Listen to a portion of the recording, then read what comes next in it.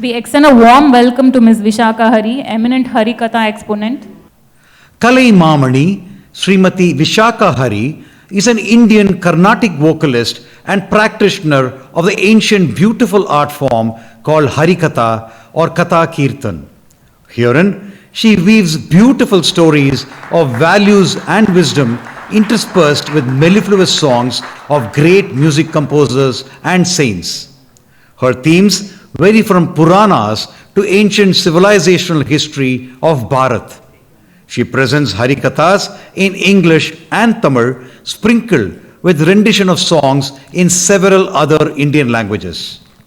Academically, Vishaka Hari is a chartered accountant who secured All India first in direct taxes and an All India third rank in her final chartered accountancy examination. She has performed at various prestigious venues both in India and abroad. In the year 2020, she established Vijayashri School of Harikatha to impart knowledge of dharma and bhakti among children, teenagers and youngsters. The school today has an enrollment of over 600 students from all over the world. Srimati Vishaka Hari has won many awards and accolades like Kalai Mamani from Tamil Nadu government, SIES Award for Spiritual Leadership, Sangeeta Vedanta Dhurina, MS Subbalakshmi Eminent Woman Artist, Vidya Bharati Eminent Citizen, and several Lifetime Achievement Awards from Sangeeta Sabhas all over India. She was conferred Distinguished Professor of Oriental Studies and Arts by Shastra University for her work. She has raised funds through her programs for several social causes. Shri Gurubhyo Namaha. My namaskarams to all my gurus and professors and the August gathering here. I really feel very, very happy to be in the midst of this very esteemed gathering. I would like to give you a disclaimer right at the beginning. I have had no connection with the CA fraternity right after I cleared my CA final exams in May 2000. So, a different kind of AI that I jumped into. Not the AI that we are dealing right now, but the ancient Indic wisdom that I have been doing the last 25 years. So the risk evaluation is much less and the cyber threat is not there. So that is the kind of immersion that I have been doing the last 25 years. And probably Cosmos has its own way of connecting the dots. I think through this journey, I feel that no education is a standalone education. It is always a part of a holistic education, and this is how I've come a complete circle today. I'm sitting before you. So feel really, really delighted and overwhelmed. I was actually asking Satyabhama ji, what do I have even, how do I even fit in into this internal audit? Because all of you are keenly want to have CPERs also on internal audit. So how do I even fit into this session? And then she said, don't worry. It is going to be a very generalized valedictory session. You don't have to speak anything on internal audit, but you can choose your own theme. So I took this theme of crafting tomorrow's leaders, the general theme of the last 2 days, yesterday and today. Crafting tomorrow's leaders. What does our ancient Indic wisdom, AI tools of yesteryears tell us about this leadership lessons? Does the ancient Indian scriptures, does it ever talk about leadership? If it talks, what kind of leadership lessons does it offer us? So while doing this, it was really interesting for me because it was learning, as MPV said. I would like to take off from where he left. The social impact, sustainability, and the kind of impact that we are going to create and leave on the environment, say 5 years later or 10 years later. Adaptability, flexibility, all that he spoke of, not just the profit motive. And that is what the previous session, what they said is the stakeholders no more are interested just in the profitability. They want to know about the carbon footprint. They want to know about how sustainable you are. They want to know what steps you are going to take about the digital space. So I was wondering what our ethics, our itihasas and Puranas would have regarding the leadership lessons. And then I started reading the Ramayana and the Mahabharata, which are the two greatest itihasas for us. And there I found beautiful definitions for leaders right at the beginning before we start on this theme. So leaders, Lord Rama says, leaders are not just those who boss around, supervise, control, manage things and get things done. They are not just people who have power and authority. So all those are just redundant definitions. Leaders are not those who produce followers. Leaders are those who produce other leaders. That is Rama's definition of leaders. Savai Bharta, he says to Bharata. Savai Bharta. He is a leader who produces not followers, but who produces other leaders. So this theme, crafting tomorrow's leaders, so gels in very much with Rama's thoughts. So I would like to take off from the Ramayana, where Rama could have very well crowned himself as the leader of the entire Kosala Desha, and of course his father was a Chakravarti, the emperor. So he could have very well crowned himself and then ruled, because all his followers, all the Ayodhya-vasis were staunch followers of Rama. When he went to the forest, when he went into exile, all of them followed Rama till the riverbank Tamasa. Any other leader in that particular space, in that particular situation, would have manipulated the minds of all the citizens and then said, see, let us create a separatist movement. Let us have a separate state. Let us build our own kingdom here. Let us prosper. And that is because all of them, almost the whole of Ayodhya was empty and everybody was behind Rama. But Rama, he chose to craft a beautiful leader in Bharata, even without Bharata knowing that he was being presented as the leader. So he speaks to the Ayodhya Vasis very beautifully. He says, Ya pritihi bahumanascha mai Ayodhya nivasinaha. That reverence and that love that trust, that love and reverence that you have placed in me, oh my dear citizens, place it in your new leader. Everybody is just imagining whom is he going to declare? And he says, place it in Bharata. Matpriyartam viseshena bharate sa. Place it in Bharata. He is, maybe you think he is very young in age. Jnana vriddaha vayo balaha. He is young in age, vayo balaha, but jnana vriddaha. He is very experienced. That is what we were seeing in the last session. The pre-internet people, the post-internet people, the pre-AI, the post-AI. What is the difference? Probably the post-AI generation, the alpha and the beta generation, what they call, it's no more Gen Z. It's the alpha and the beta, and probably the gamma in the womb. I don't know what it is. But what is the difference? The experience.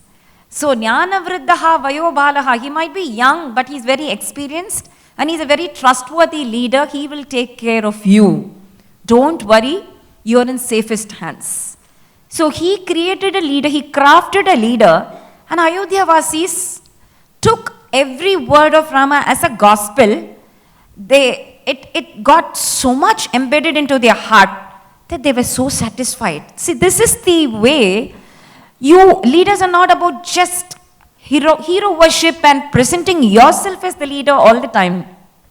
Leaders are those who can create and produce other leaders.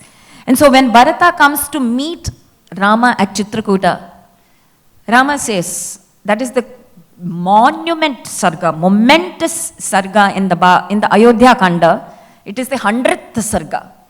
Very important number, 100th sarga in Ayodhya Kanda. Beautiful leadership lessons that Rama imparts to Bharata through questions. He doesn't say, Bharata, you have to be like this and be like that, and don't do this and don't do that. Don't just go for profit. Be also the human impact, the human sustainability is important. He doesn't go about doing upadeshas. Because now Bharata is a king according to Rama. And a king you cannot just go and advise a king. So, in the form of questions, today children expect this approach. They feel kingly, they feel royal. Even parents, why even parents? Nobody can advise children anything at all. You can probably question them. So, this is the best form of advice. So, he says, Bharata, I hope you are being a good leader to all your citizens. I hope you're not concentrating just on the profits of the kingdom, just what they spoke in the previous session. Lagu Moolam Mahodayam. I hope you're getting the maximum results through minimum efforts. What we talk of smart work today, the caption was given ages back in Valmiki Ramayana. Lagu Moolam Mahodayam. I hope you're getting the maximum output from minimum input. And I hope you have wise counselors. Mantra Moolam hi Vijayam. Counseling. Today, in the previous session, we heard about what we need in internal audits, what is lacking.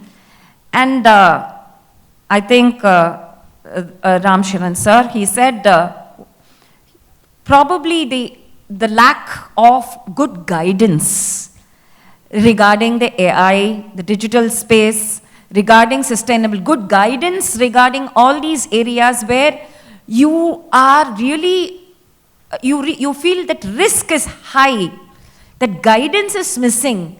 So here Rama says, Mantra Moolam hi Vijayam, you need good guidance. And guidance, what does that mean? Chuma jalra podra illa.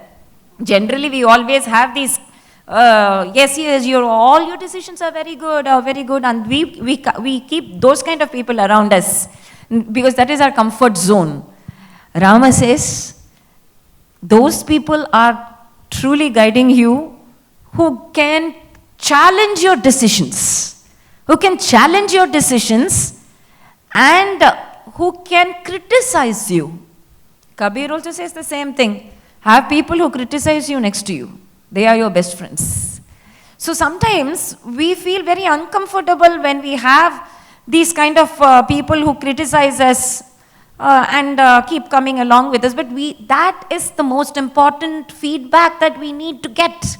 We need that kind of a feedback. So people who criticize us, people who say that you are weak in this particular point, that is real internal audit. That is IA.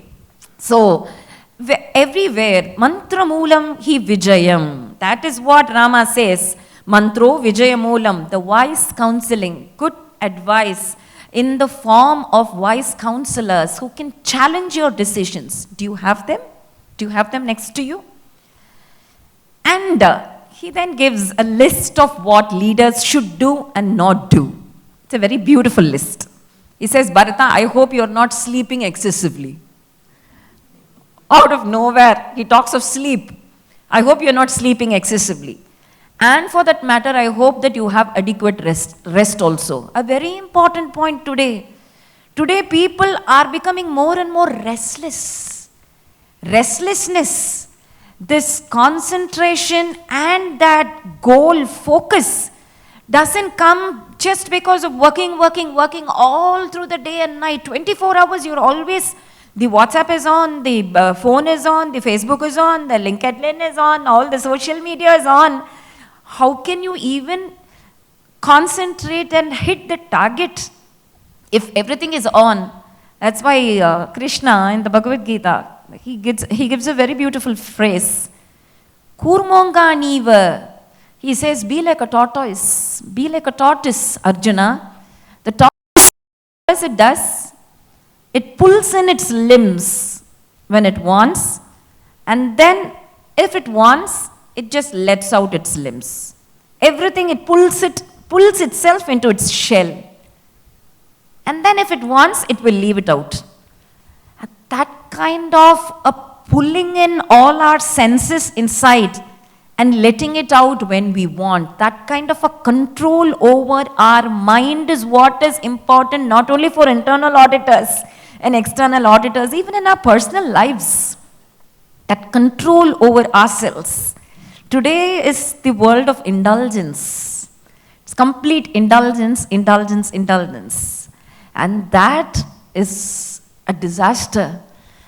All the time indulgence can never bring prosperity either to the institution or to the nation. We need to know where we need to pull in and then push out. This kurmonganiva, like a tortoise, this kind of advice, only Rama and Krishna have given all these years.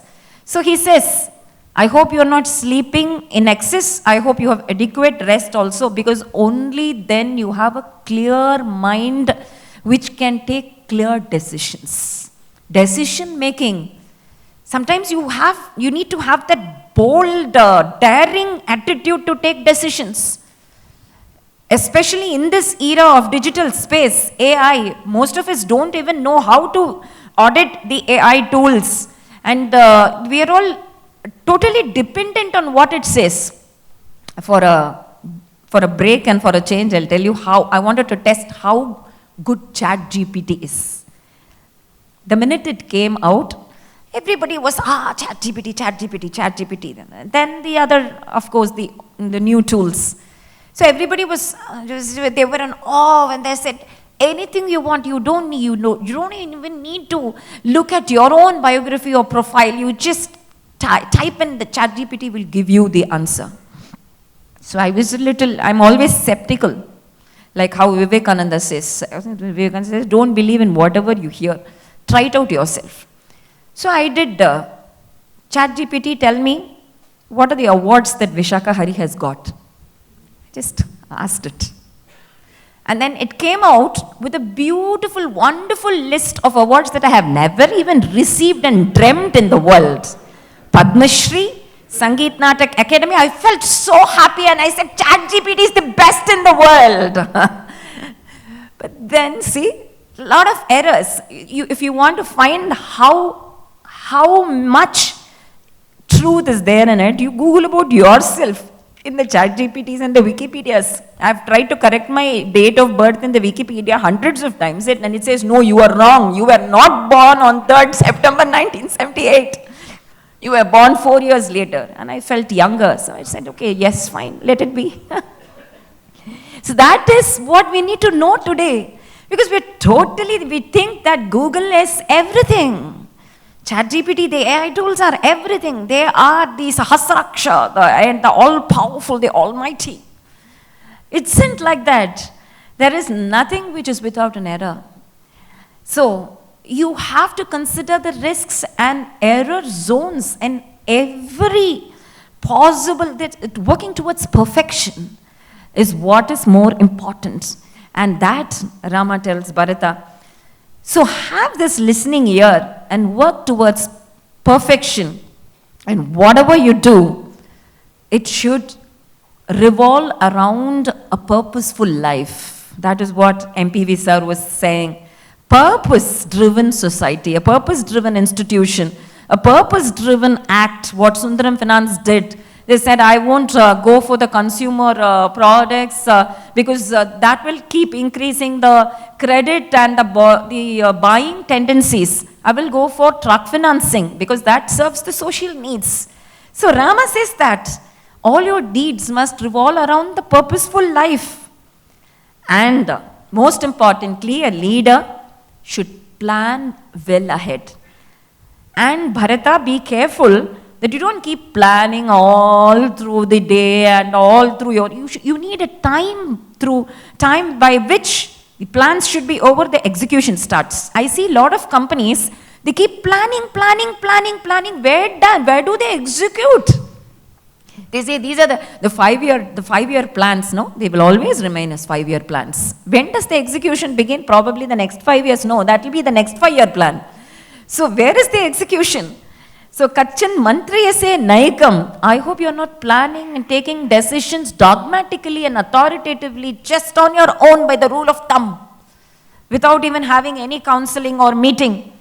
Do not decide on your own. Kachan Mantriyase Naikam. Ekam is just deciding on by yourself. Kachanna Bahubis and I hope you're not involving too many people for the planning session also, because too many cooks spoil the broth.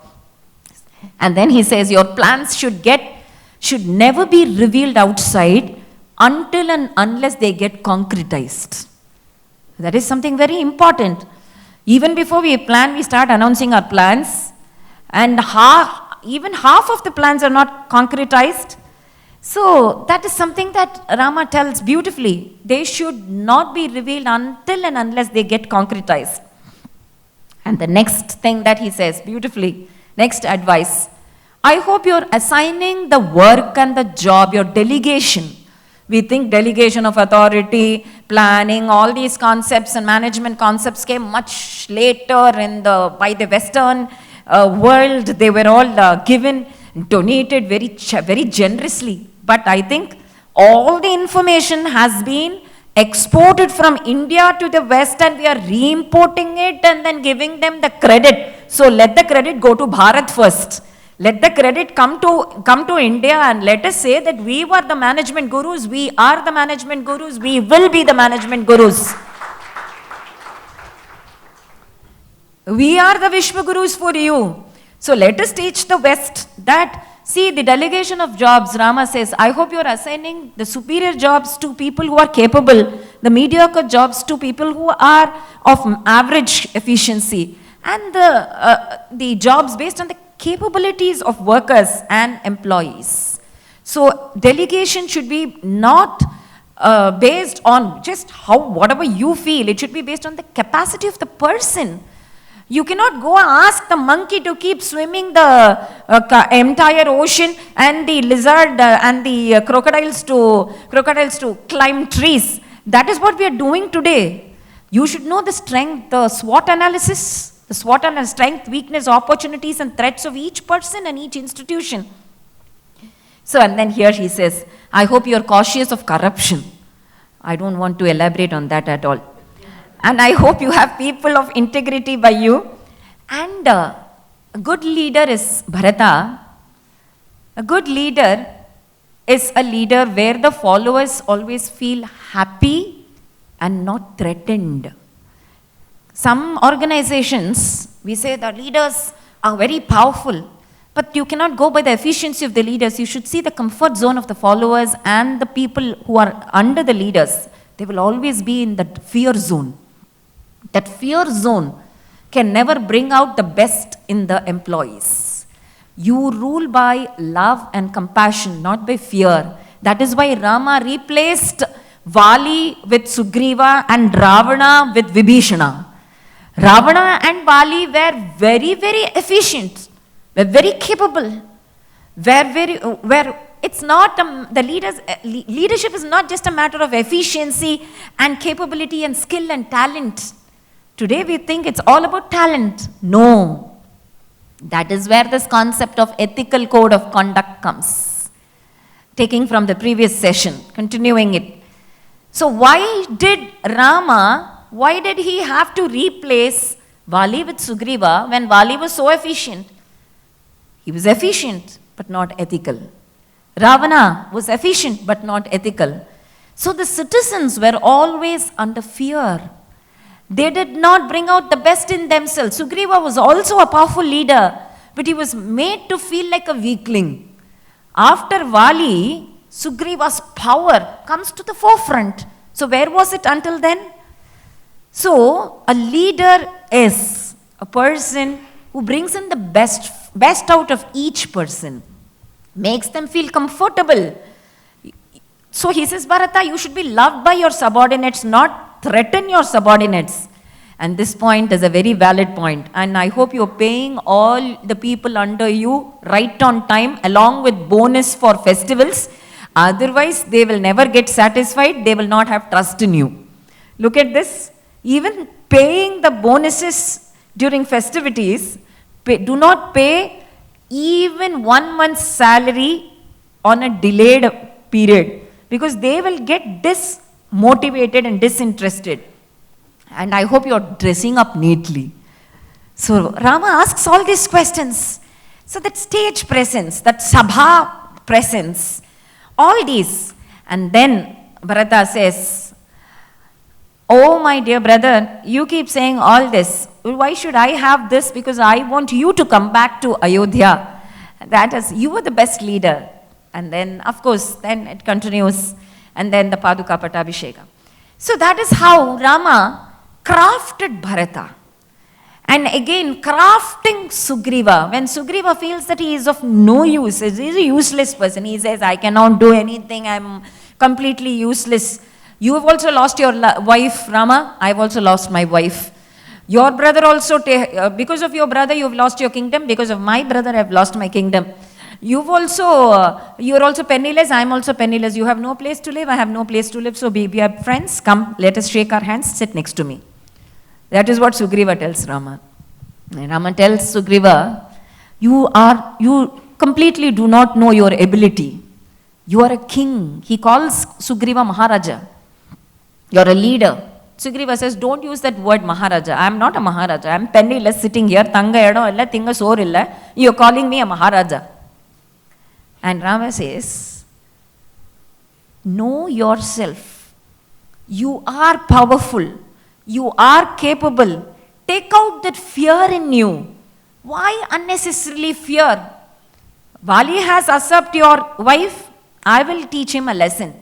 And the entire Vanara army, the entire Vanara race, they followed every instruction of Sugriva. Why do you think? Because Sugriva was very powerful. He never knew that he was powerful until there came a Rama and told him that you are powerful, you come. That was how Hanuman also, he didn't know his powers, that he could cross the entire ocean. Most of us do not know that we have that leadership tendency and that ability in us, because we are made to follow that we have that herd mentality. We are just followers, slaves. We just do what we are instructed to. And that kind of a fear, if we cross the limits, what happens? What do we, that it completely destroys that innovation and that creativity, that spark in us. But Jambavan comes and tells Hanumanji, you can cross this Shatayojana Vistirna Sagara. You have this might, you can cross it. So you need that guru, that guide to tell you that yes, you are a leader in your own perspective. In your own field, you have this power, you can do it, come on. That fire, that spark to be ignited, we need a good guru, we need a good guidance. And that is what here Rama does to Sugriva and does to Vibhishana also. Because Ravana, Vallavana irundha mattum poradhu, nallavanavum irukkanum. It has to be a combination of efficiency and ethics. And then going to the next Krishna Avatara. Krishna could have easily declared himself as the leader. Everybody follow me. And the Mahabharata war, why 18 days, why 18 minutes, 18 seconds he could have finished. Taking the Vishwarupa, he would have swallowed the entire, the 11 Akshauhini Senas, the armies which were standing against the Pandavas. But he chose not to act. He wanted to craft a leader, crafting tomorrow's leaders. That is sustainability. So he chose not to act at all. Nirayudhabani, he did not take weapons. He chose to craft Arjuna and give Arjuna the credit of a great Gandivi. Arjuna is completely deluded. No way, I am not a leader. I am not capable of being a leader. Krishna, my lips are getting parched, my throat is parched, my lips are quivering, my limbs are shivering. I cannot fight. I am totally deluded by Maya. I am not in a position to do any decision making. Please let me go. I am not going to fight. That is when Krishna comes into the scenario. And that is how the Bhagavad Gita comes into the beautiful forefront. And there Krishna says, this kind of a fear, this kind of an insecurity creeps only if you think that you are fighting for personal gains. Only if you think that you are fighting for personal profits. The same thing for the institutions and the employees. When are we clouded and not able to decide? When we think, when we are acting in our own selfish interests. When do we come out of it? Dharmyaddi yuddhat shreyonyat kshatriyasya na vidyate. Krishna says, you are fighting for social justice. You are fighting for justice, not for personal gains or profits. So when does the daring attitude come to us? When we work in the interest of the institution as the whole, as in the company as the whole, in the nation as a whole, in the Vasudhaiva Kutumbam, in the world as a whole. So this decision will be right when we act selflessly. So that is the first lesson that Krishna teaches Arjuna. Dharmyaddi yuddhat shreyonyat kshatriyasya na vidyate. Where does this cowardice come in you? Because you think you're fighting for yourself. You're not fighting for yourself. You're fighting for righteousness. You're fighting for that social impact. You're fighting for change for the better. You're fighting for dharma. That is why it starts as dharma kshetre kurukshetre. And then the beautiful lesson on karma yoga. That is foreigners, all the foreigners, Germans, Russians, Scandinavian nations, all of them except the Bharatiyas follow this principle. Karmanyevadhikariste ma phaleshu kadachana. That is why I think the greatest principle behind the development, sustainable development, will be do your duty, don't expect rewards. A beautiful statement. I think the biggest and the best contribution to the world from Bharata Desha would be the Bhagavad Gita. That is why it has the maximum number of translations. And foreigners keep analyzing and critical analysis of the Gita, every shloka. All the foreigners know every shloka by heart because they use it in their institutions. They use it in their organizations. They use it for the welfare of not only the profitability angle but the human impact angle, thriving angle. So here he says, so why are you bothered about the results?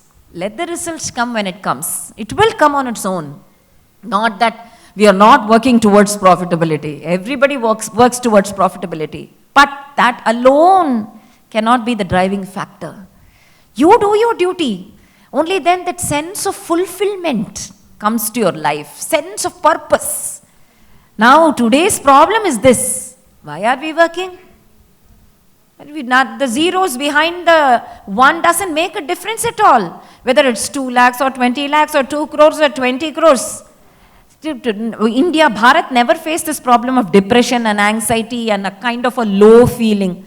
Today, LKG students and first standard students are saying, ma'am, teachers are telling me, teachers are calling me to the institutions and to the schools and say, please motivate teenagers. And I said, a 45-year-old, 50-year-old lady motivating teenagers, it should be the other way around. Teenagers motivating us. Why is this happening?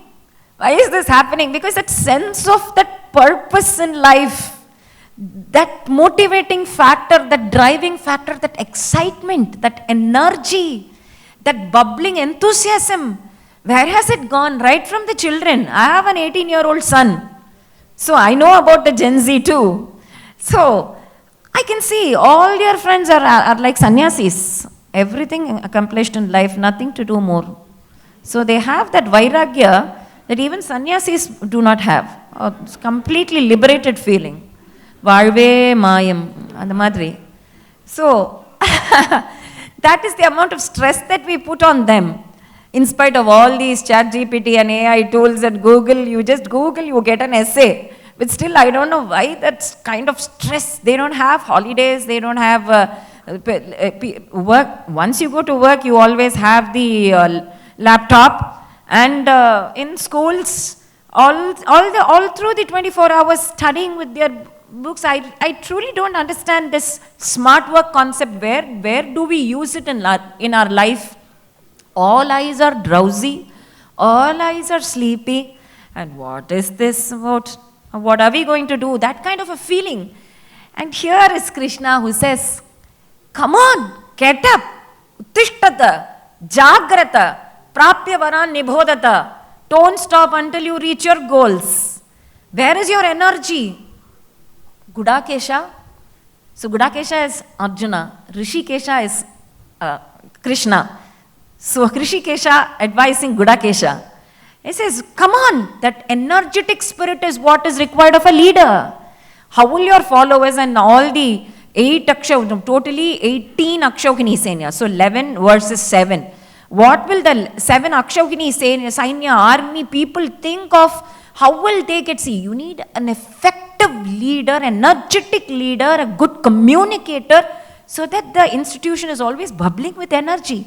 Even after 100 years of service, it should look like an evergreen, ever fresh institution wanting to leap and cross miles and miles. That should be the spirit. So where is the spirit? Once the employees are not willing to work more than 5 to 10 years in an institution, the CEOs, the CFOs also want a change.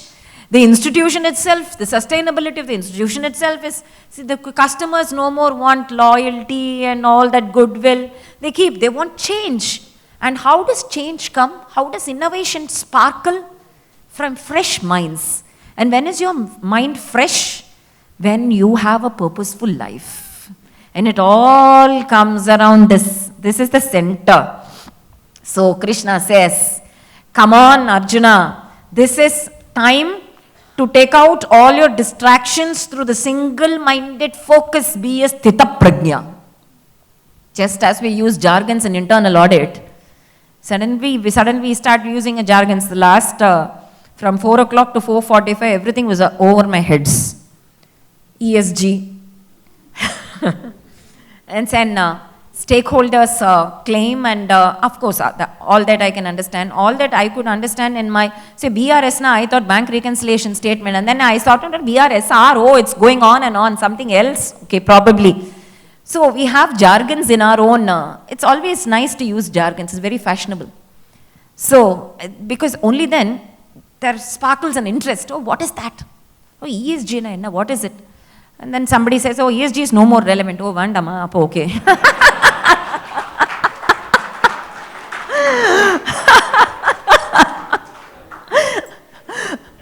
That is the kind of curiosity that jargons always give us, no? So, this fascination has always been there. So, Krishna, Arjuna became dull. Already 4:45 and the 5:30, it's already 45 minutes over. Who will listen to a lecture like this at the valedictory session? So, suddenly he says, Sthita Prajna, become a Sthita Prajna. So, Arjuna has a jargon here. And I said, what does this Sthita Prajna mean? Nothing. Just control your senses when you want, and then keep out your distractions with single-minded focus. You can have success. Avladha. So all these jargons finally end up in what we know, but we'll have a new term. So he says, Sukha dukke same kritva labha labhau jaya jayo tato yuddhaya yujyasva naivam papam avapsyasi. Why don't you have an equanimity, an equanimous mind? Why don't you focus on equanimity? Equanimous mind, how do you get? How do you even get it?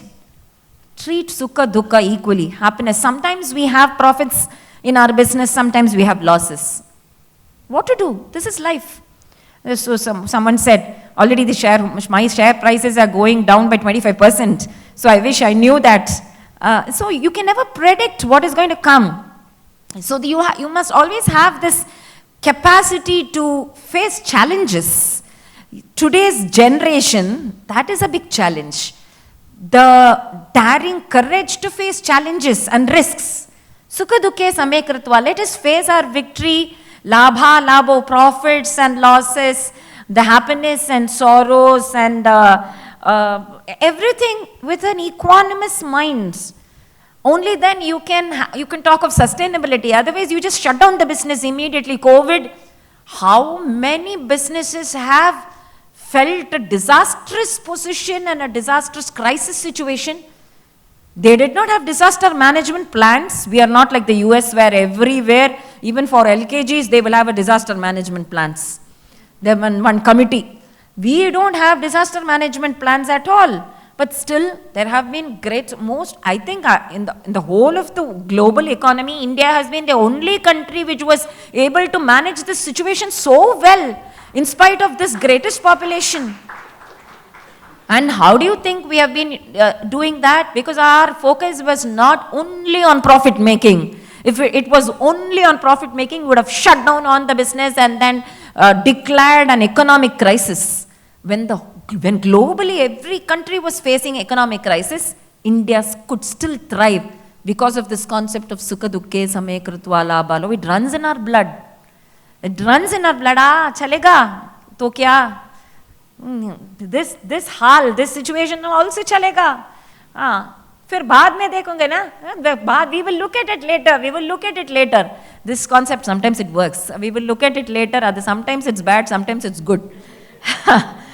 So, this core principle, setting core principles for weathering out storms like this COVID-19 and cultivating flexibility while maintaining these values and reinforcing our lessons again and again like this.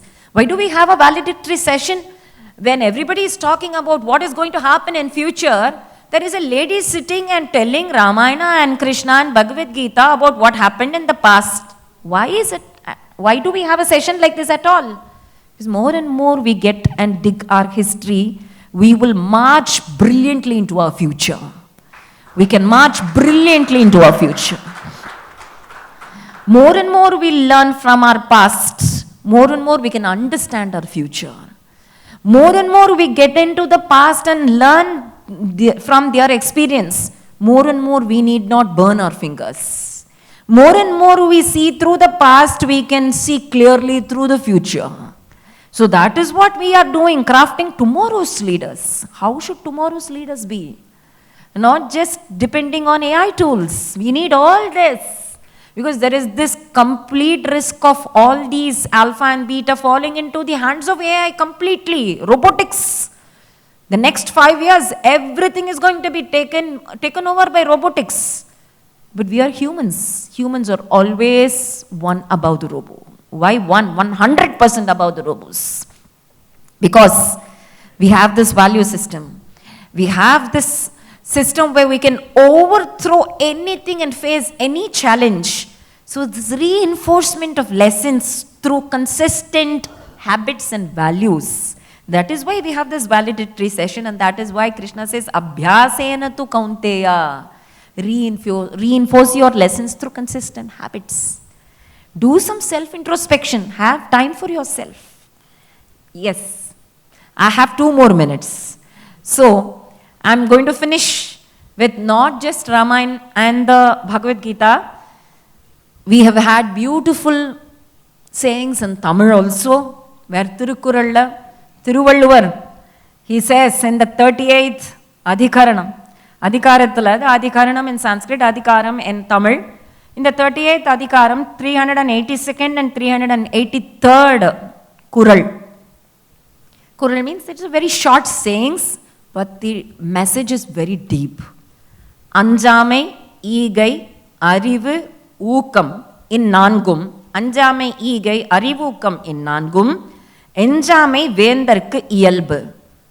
That person is a leader who is courageous, Anjame, Igai, who is generous, who can think of the needs of his followers, who can predict the needs of his followers, not just asking them what do you need, just by the body language, by the sign language, by the way they walk, and you must be able to read their minds. Anjame, courage, Igai, generosity, Arivu, intellect, Vukam, zeal, motivation, in Nangum, these 4. Enjame Vendarku Iyalbu. These 4 are the natural traits of a natural leader. And the 5th, Tungamai kalvi துணிவுடைமை அம்மூன்றும் நீங்கா நிலநாள்பவர்க்கு. And the exact correct period of rest. Everybody emphasizes on this rest aspect. And I think the future is definitely, because we have so many counseling sessions. Internal audit sessions, counseling sessions, ella institution, there is one room. Today, if I have to fill up the 12th examination hall ticket for my son, there is a question which asks, is the student suffering from ADHD? Do you have ADHD? Do you have ADHD was the question. I thought it was something like a compass box. So when I then went to, as usual, our Google and said, what is this ADHD? My son also didn't know. And what is this ADHD? I also don't know. You Google it. Attention deficit hyperactivity disorder. The jargon again. We are not giving time to our children. Children are not getting the time of their parents. Adhe madrida, this institution should not face ADHD disorders. Everywhere the employees at all levels must have the attention of the leader. So ADHD, attention, every employee should feel important in that institution. He should feel that without me, this institution cannot go on at all. He should feel that kind of an importance that you give to each employee at every level. That makes a huge difference. And that is why leadership is not all about authority and power, but it's all about impact and motivation. And with these words, I would like to end this session. And thank you so much for giving me this opportunity to reconnect with the CA fraternity and the internal audit. Very, very motivating, all young students as well as directors and CFOs and all the August gathering.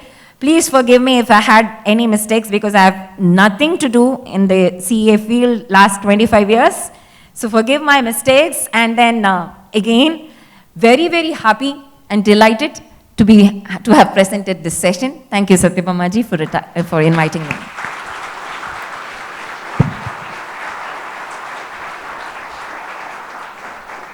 Thank you, ma'am. We could not have asked for a better valedictory session. Thanks to your profound words and wisdom. We now request Mr. Manoj Jain, BOG member and partner Yoganand and Ram, to kindly present a small memento to Ms. Vishakha Hari as a token of our appreciation. Members to kindly wait for the lucky draw prize distribution, please.